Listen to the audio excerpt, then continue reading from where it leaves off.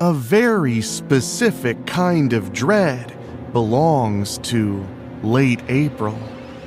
The weather says spring, the calendar says we're closing in on summer, and horror says, absolutely not. This is the part of the year where the genre likes to play dirty. Roadside panic, fog-soaked nightmare towns, severed entities, body part madness, and one more reminder that even modern studio horror still loves a good death trap. So tonight, we're walking straight into one of those beautifully unhinged weeks where the genre keeps changing masks without ever losing the grin underneath.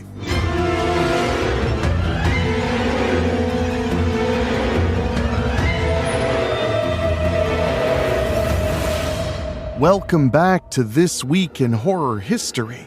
I'm your host, Enrique Couto, and tonight we're talking about April 20th through 26, a 7-day stretch that gave us stripped-down motel terror, one of the best-looking video game horror adaptations of the 2000s, a gloriously odd Oliver Stone nightmare, a brand-new game adaptation trying to turn a choice-based classic into a blood-soaked crowd-pleaser, and a George Romero deep cut about a writer literally being consumed by his darker self, in a vicious story about authorship, anger, and the monster that steps out when the safe persona dies.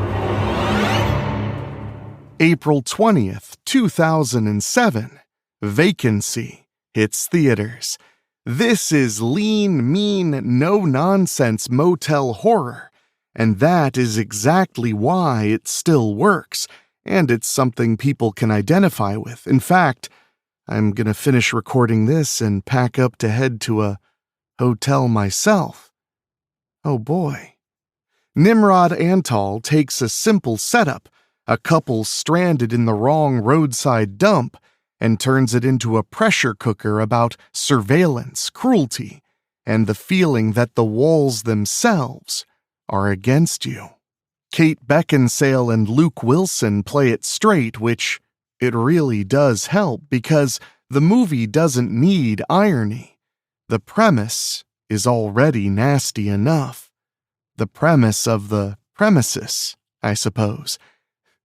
Commercially, it did solid business, about $35.4 million worldwide on a $19 million budget, which may not be blockbuster money, but it's more than respectable for a grim little thriller this nasty.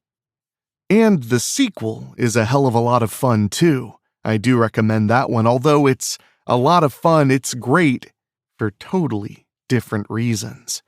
And if you want to watch what might possibly be the most shameless horror movie knockoff ever made, outside of maybe The Last Shark, which a federal court ruled to be a ripoff of Jaws, you can also check out Terror Trap with Michael Madsen, Jeff Fahey. It's a lot of fun. It is a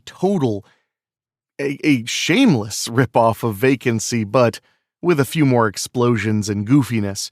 I'm getting sidetracked, though. If you want to give Vacancy a watch or a revisit, they're accepting reservations right now. You can watch it free with ads on Pluto TV or rent it on Amazon Prime Video, Apple TV, and Fandango at home. On April 21st, 2006, Silent Hill opens wide.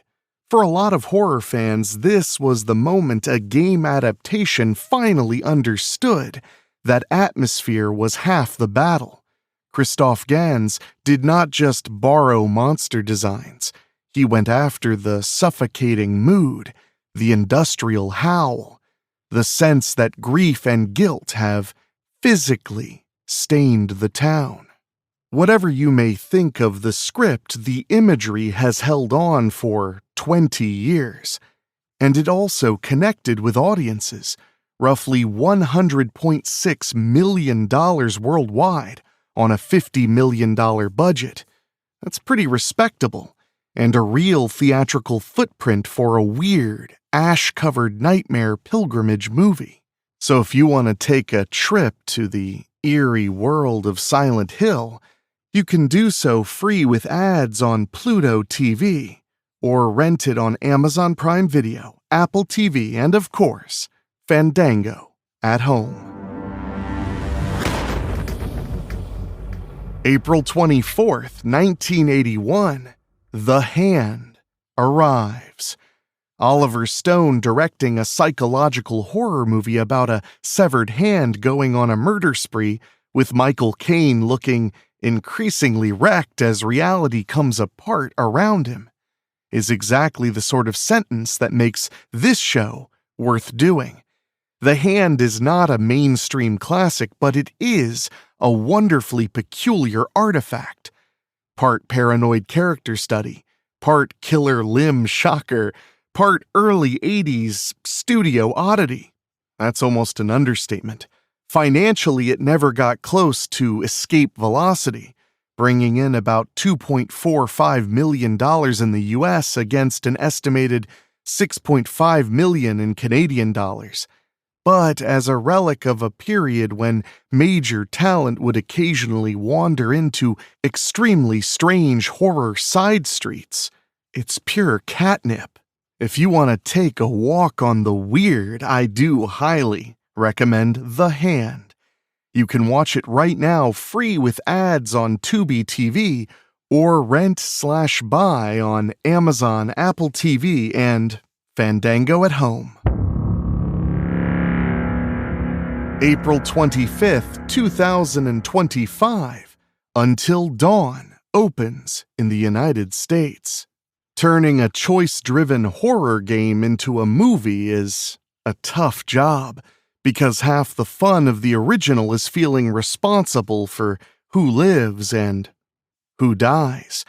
The film version swerved by leaning into a time loop setup, giving the material a different engine while still chasing that same all-night survival feeling.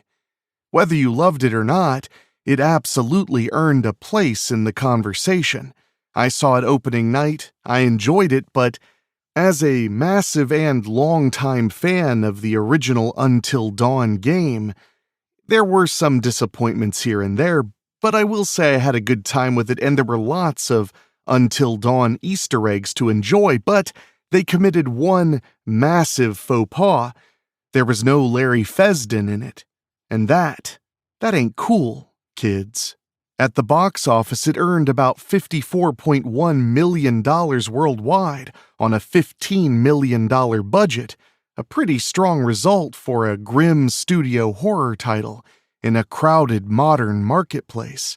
If you want to dive in and give it a watch or give it a review because it's been a year, head to Netflix and watch it with your subscription, or rent or buy it on Amazon, Apple TV, and Fandango at home. Tomorrow, right here on the Weekly Spooky feed, love gets ugly.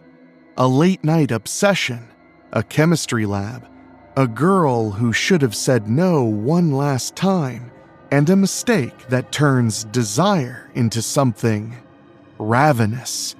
In Chemically Imbalanced, a sort of love story, by Rob Fields, what starts as a lust-soaked campus desperation curdles into panic, blood, and the kind of romance that doesn't end with flowers or apologies.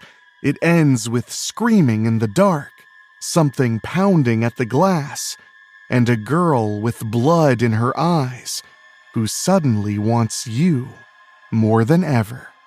But not all love stories are sweet. Some are feverish, some are twisted, and some want to tear your throat out before they kiss you. So when Wednesday comes, don't miss Weekly Spooky. This one is savage, sticky, funny, mean, and deeply, deeply wrong in the best of ways. So make sure you're subscribed. Tune in tomorrow and fall in love at your own risk. When we come back, we're heading into our deep-cut spotlight with George Romero, Stephen King, a murderous pen name, and a film that feels like a nasty little warning about what happens when the ugly side of a writer stops staying on the page.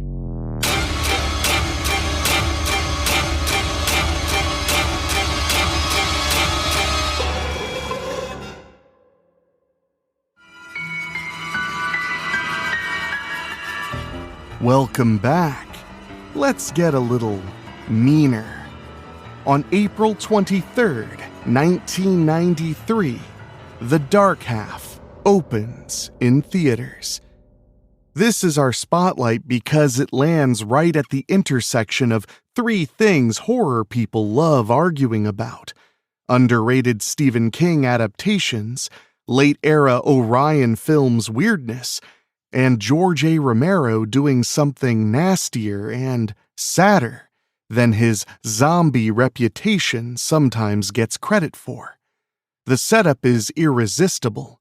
A writer who buried a violent pseudonym decides to publicly kill it off, only for that darker identity to step out into the world and start murdering people. Timothy Hutton gets the fun of playing both Thad Beaumont and George Stark, and the movie lives or dies on that split. Romero does not frame Stark like some glamorous demon. He's petulant, vulgar, and mean in a way that makes the whole thing feel less like gothic fantasy and more like a self-loathing panic attack turned corporeal. That's why the film has lasted. It's not just about a monster double. It's about the fear that the ugliest thing you make might actually be the truest thing inside of you. Commercially, it underperformed, about $10.6 million domestically against a reported $15 million budget. But that is exactly why it belongs in this very segment. It's a studio release that feels too bitter, too internal, and too odd to have ever become a broad crowd pleaser. As a Romero deep cut, though, it freaking rules, man. And it's available to watch very easily, whether it's on Prime Video with subscription, MGM Plus with subscription, Prime Video with ads, or free with ads on YouTube as well. And of course, it's rentable on Apple TV and Fandango at home. So go ahead, spend a little quality time with your dark half. And now it's time for some horror birthdays. 4 faces tied to this exact week on the calendar. First up, born on April 20th, 1949, Veronica Cartwright. Between Alien, Invasion of the Body Snatchers, The Witches of Eastwick, and just her overall ability to look genuinely wrecked by supernatural or sci-fi chaos, she's one of the great panic energy performers in genre history. She's also a fascinating person. I highly recommend listening to her interview on Party Nerds Popcast over on YouTube or wherever you are listening to this. Happy birthday, Veronica Cartwright. April 21st, 1979, James McAvoy is born. Horror fans don't need a long explanation here. Split alone locks him in, and he brought the same unnerving edge to Speak No Evil a decade or so later. Really talented actor, whether it's horror or any genre he tackles. Happy birthday, James McAvoy. On April 22nd, 1966, Jeffrey Dean Morgan is born. He's now horror TV royalty thanks to The Walking Dead, and he has that rare quality where, even when he's charming, he still feels like he could become a problem at any second. Happy birthday, Jeffrey Dean Morgan. And finally, born on April 26, 1997, Amber Midthunder. Prey was one of the best franchise revivals in years, and she carried it with the exact kind of grit and presence a great survival horror lead requires. A very happy birthday to Amber Midthunder. For our then and now, then, this one week in April gave horror a filthy roadside snuff film thriller, a prestige-looking video game nightmare, a strange psychological studio misfire courtesy of Oliver Stone, a Romero adaptation about a killer alter ego, and a modern game movie built around repeated deaths and dwindling chances. Now, that spread feels incredibly current. Horror is still bouncing between stripped-down survival stories, adaptation experiments, cult rediscoveries, and movies about identity splitting apart under pressure. The tools change, but the fear seldom does. And for our weekly recommendation, released on April 26, 2019 on video on demand as well as US theaters, I Trapped the Devil. This is a small, ugly, anxious little holiday horror film that plays like a family nightmare wrapped around one impossible question. What if your paranoid relative is actually right? It's tense, claustrophobic, and it really is mean in the best way. I highly recommend it, especially around the holidays, but it came out in April, so here we are. If you want to give it a watch, it's available to stream with your AMC Plus or Shudder subscription, and it's rentable, of course, on Amazon Prime, Apple TV, and Fandango at home.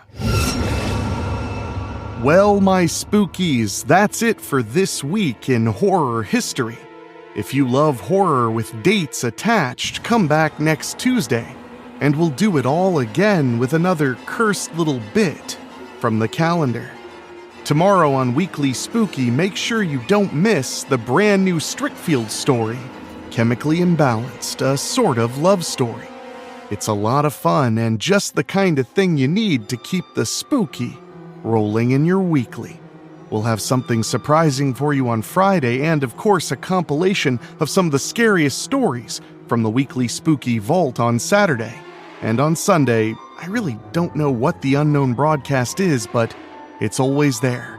So until next time, my friends, remember, our days are numbered, because that's how we tell them apart. See you next week.